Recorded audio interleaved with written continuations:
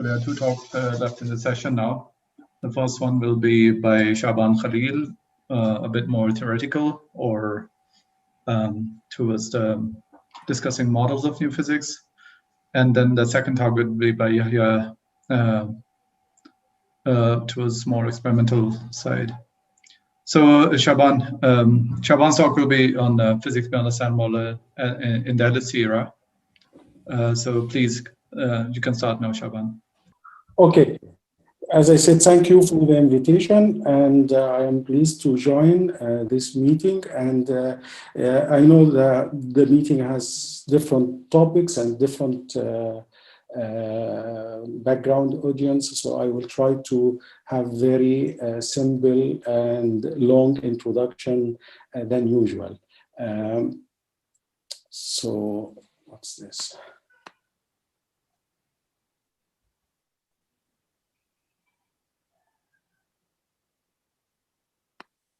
Okay, so the topics, as Shoaib said, physics beyond standard model in the LHC era. And the outline of my talk, I will start, as I promised, I will give some rather long introduction to let everybody knows what we are talking about. So I will introduce the standard model of particle physics. I know that we heard the talks about standard model of cosmology maybe, but now standard model of particle physics. And in fact, there's a lot of link and common interesting points in the two models. And then try to convince you that we have some evidence for physics beyond the standard model. And I will show you some direction and the potential theories and direction for physics beyond the standard model. Give you a couple of examples of this type of physics, supersymmetry as one example, and also extending the gauge group with some non-minimal gauge group and even supersymmetrized. And we have what's called the non-minimal supersymmetry as another example, and I will try to show you how we can even provide examples and the candidates for dark matter in such models. Okay, let me start with the standard model. As I told you very briefly, standard model is well-known theory now, is almost complete. In fact, it is based on the gauge symmetry, SU3 for the strong interaction times SU2 for the weak interaction times U1 hypercharge, and the electromagnetism is combination of last two gauge symmetry SU2 cross U1. Standard model turns out to be an excellent experimental agreement. In fact, even more than what we ever expected, and even Salam and Weinberg and Glashow expected when they proposed.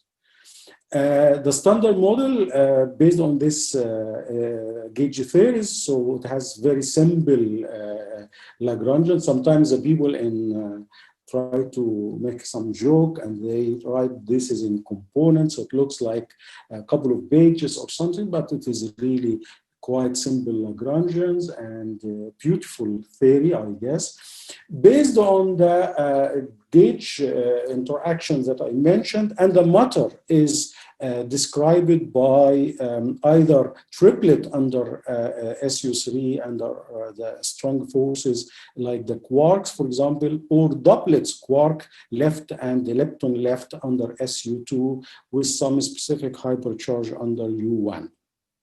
So for example, we have three generation leptons, a left-handed neutrino electron, neutrino and muon, and also tau neutrino with tau. This is the three families of the left-handed leptons. We have three families of left-handed quarks, up, down, charm, strange, and the top and bottom.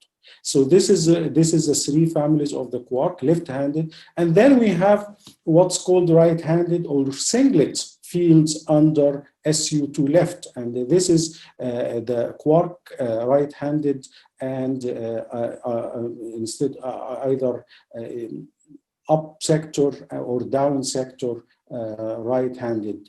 There is no doublet, so U right and D right, C right and S right, T right and B right, and so on. Electron and the muon and the tau is kind of the charged leptons, right-handed charged lepton. And no right-handed neutrino. So the neutrino only left-handed in this model, and as you see, it appears in the left-handed doublets. So there is no left-handed neutrino. And in fact, this was a very beautiful and nice mistake people did in the 1950s when they construct the standard model, because they thought the standard neutrinos are massless, and therefore we should not introduce any right-handed neutrino to avoid mass neutrinos, and let us build a model like that. And this was good, because if they assume right-handed neutrino, they started to think of doublet under right-handed, and then we could have SU2 left cross SU2 right cross U1 hypercharge, for example, and then we will pass by the standard model and we go for complicated model, which is left-right model, which is one of the candidates still for a physics beyond standard model. But I think it was fortunate that we start with this simple model and check all the all the prediction and all the ingredients that we are using first in simple model. So it was really historical a mistake, but was very, very interesting and very good mistake that they did. The symmetry of this SU3 cross SU2 cross U1, in fact, SU3 for the strong interaction where gluons are massless, and the symmetry should remain exact. But weak interaction, we know there's a short range force, and the gauge carriers W and Z should be massive, and there is no mass if the symmetry is exact. So the symmetry should really be broken somehow. And this was an issue, and we need to break it in a very elegant way to keep the theory is what we call it renormalizable, still consistent. We can compute and we can really have a prediction. So this is done only by introducing scalar field, what we call it Hexy Field, and try to extend the matter content or the content of the standard model with extra doublets, one doublet only, and there is no reason in the standard model why just one doublet. It's just economical reason that we will use just one doublet. This phi scalar, so spin 0, and has hypercharge 1. It has a charged component, neutral component. This is the Lagrangian of the scalar field. And the potential V of phi, as usual, it's mass term, phi square, and kind of quartic term, lambda to phi to power 4. Here is another trick, that phi square, the mass term, should be negative. So we wrote it like minus mu square. Why minus mu square? Because without this minus sign, we cannot get this potential. This what is known as a Mexican hat potential, require, in fact, the mass square to be negative. So one should start to ask, can we have mass square negative? This is tachyonic. Well, this is just bare mass. This is just the parameter in the potential, is not the physical mass. However, yes, we agreed that need justification, need explanation. Why in the potential that we usually consider positive, now we should take it negative to make this kind of Mexican hat, and to make the minima at phi, or the stationary at phi equals 0, is no longer minima, but maximum. And the field should drop from phi equals 0 to some value phi different from 0, and this is the true minima. And this phi different from 0 is really broken spontaneously, and we generate masses for the gauge bosons of the SU2 left and U1 hypercharge. We have a three gauge boson in SU2 and 1 gauge boson in U1. So 4, there is a 3 combination will be massive. Only 1 combination remains massless, and this is identified as a photon, the gauge carrier of the remaining symmetry U1 electromagnetism. And this is really was a wonderful result, because this is shown that the electromagnetism is merged from the 2 higher scales symmetry or interact.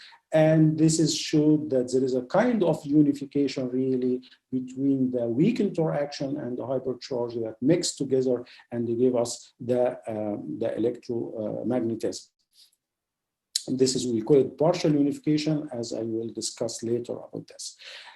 Now, also, because of Higgs coupled with a fermion, quark, and leptons via the Yukawa interactions, the equation that I wrote it here, usually we have doublet, and the Higgs is doublet, so doublet should coupled with another singlet. So usually the Higgs coupled with left-handed and right-handed. So when the Higgs get a vacuum expectation value, the value that I showed here, V, which is a square root of mu squared, the negative mass squared essentially, over lambda, this is a V, this is a vacuum expectation value. Now once phi got a VEVs, it start to generate mass term for the quarks and leptons. This mass term is proportional to the vacuum energy of the Higgs times what we call Yukawa couplings. And now we understood that the Higgs field is responsible for generating the masses for the gauge bosons and the fermions and all the matter in our universe. And if you have no coupling with Higgs, then you may remain massless, like neutrinos or the photon, for example. They are not massive, they have no interactions at all with the Higgs field. This is nice, and now we understand a little bit more information about the masses. Apart from the, the mass was mystery and remains in special theory of relativity, we understood that the mass is a kind of energy and there is mass-energy relation, but now we are saying that mass is really the vacuum energy of the scalar fields that break the weak interactions. And this is what we call the Higgs and Higgs mechanism.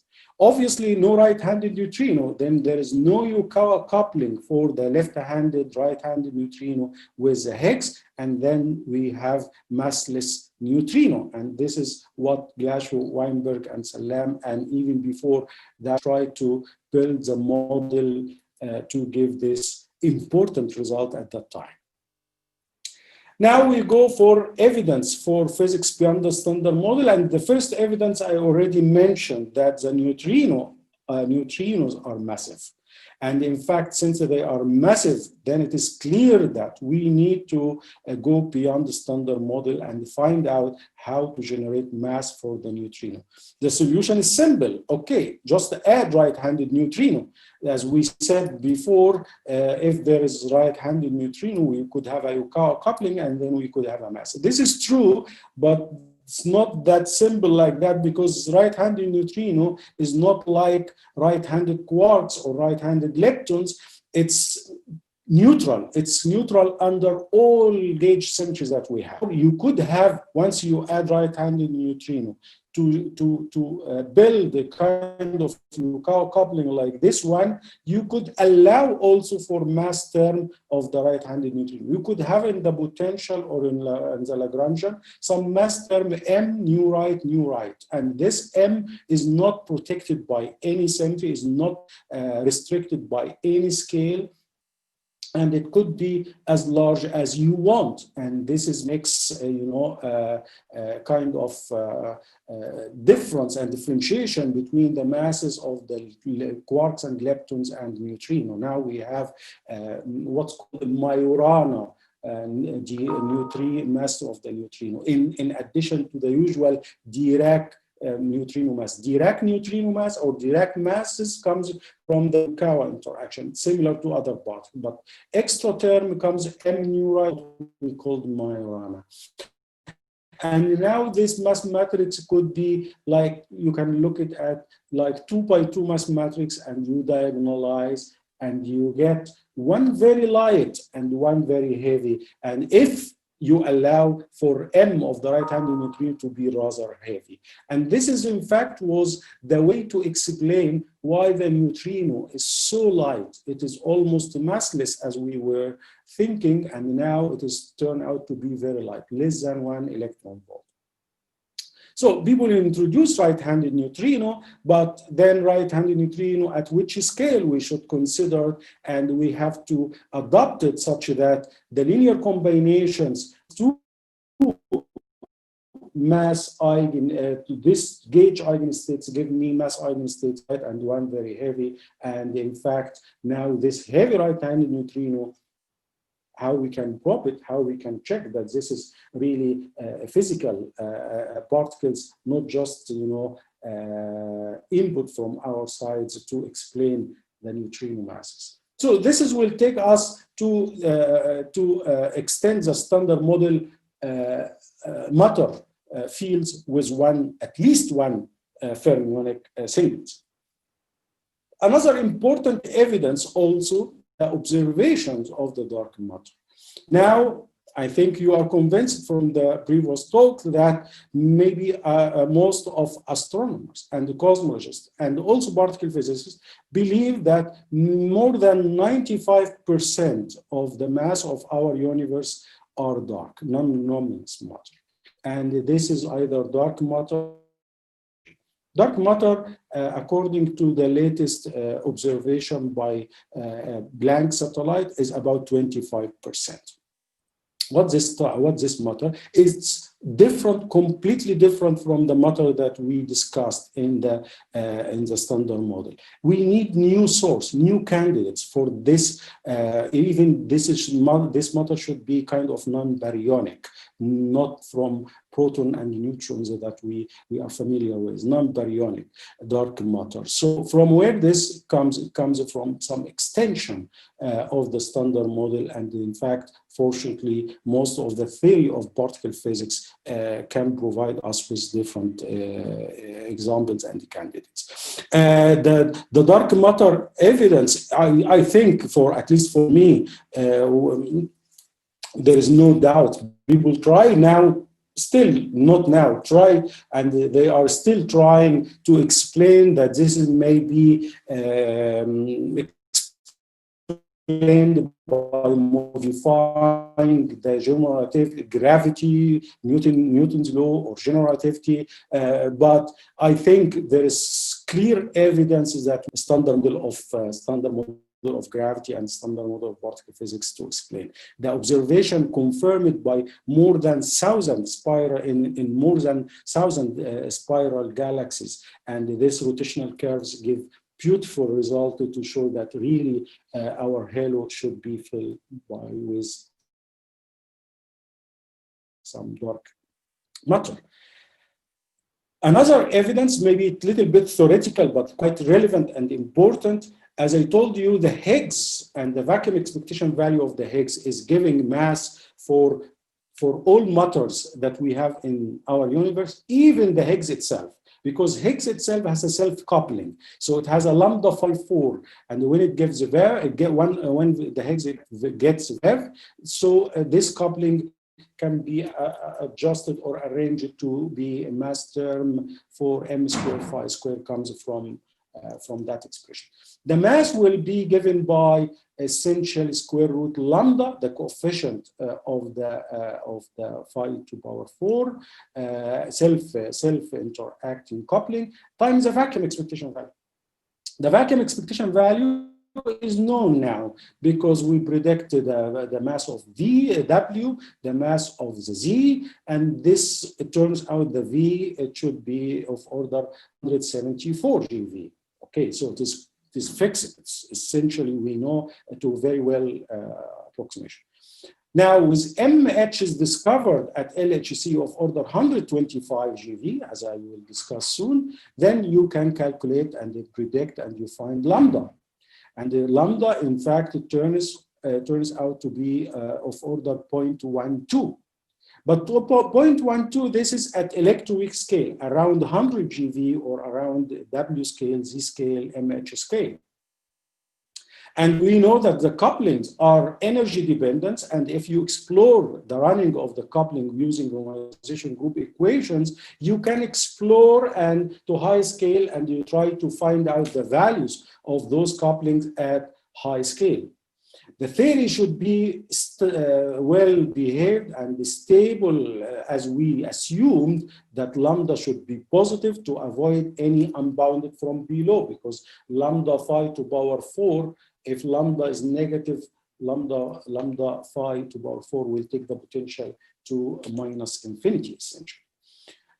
And we were assuming lambda to be positive, and we got it at electroweak scale 0.12. But now if you use your normalization group equation just within the standard model, you will find that the running of the gauge coupling may go to cross zero, and it becomes negative at some scale of order or at intermediate scale, gut scales, Planck scale, and so on.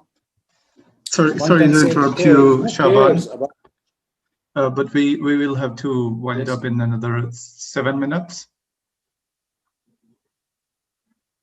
Only 7 minutes. So I have to be much faster. Okay. Because I'm still in second point in my talk. Anyway, okay, but this is another problem that faced the model and the construction of the model. So as I said, maybe someone say it's not important that high scale, but in fact no, because the universe started from very high energy and start to cool down, and they get the particle was massless, and then the symmetry is broken at TV scale or electroweak scale, and then we got mass. So you need to be sure that the potential and the model is well established, stabilized, so that you can really have successful scenario. This is really require something to couple with the Higgs to push it a little bit up. Since I am late, so this is another evidence. The Higgs again is a make trouble for the standard model after we discovered the Higgs also has native correction.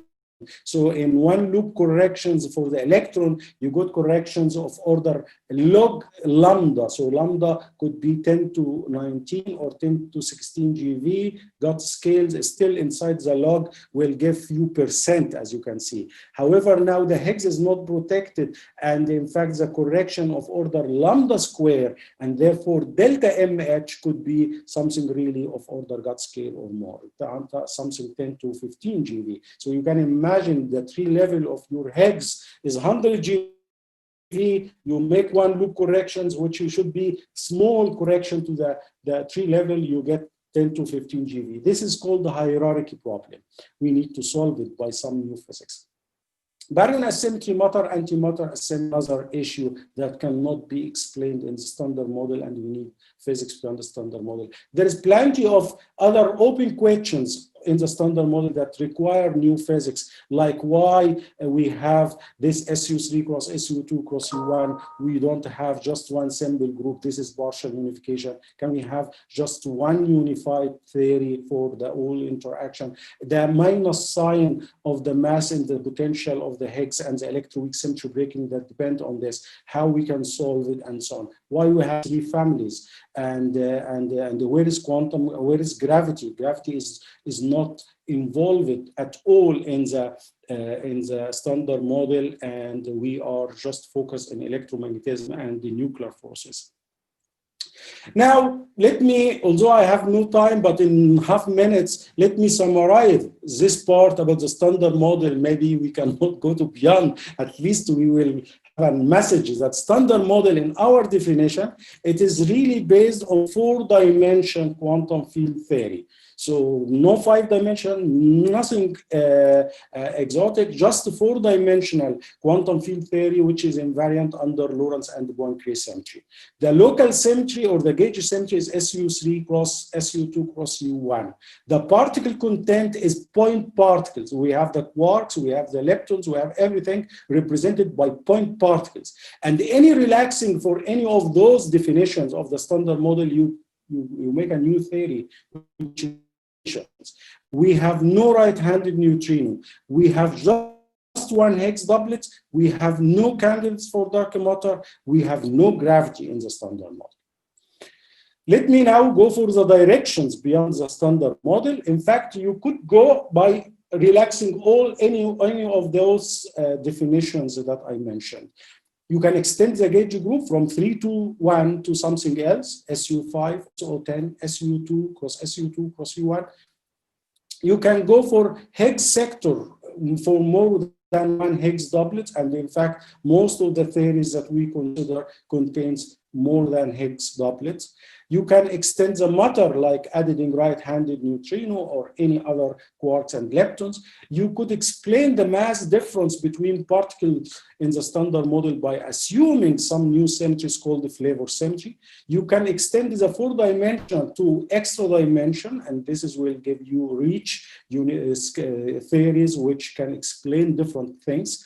You can extend Lorentz symmetry with non-bosonic or fermionic generators. This is called supersymmetry, the one I was planning to discuss. You could include gravity, and then you could have supergravity. You could relax the condition of having point particles, although it creates troubles in the quantization, especially quantization of gravity. And you could have something like string theory. I saw in the questions or in the chat, someone is asking about theory of everything, and if superstring can be that theory. I would tell him, yes, it is a candidate, but still in the under construction, is not yet complete.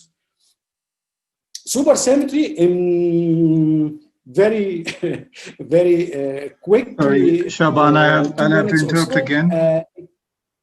We are really running out of time. Yes. Can I request you to please speed up? You finished? Yeah, I mean, it was, okay, your time is already over, but okay, I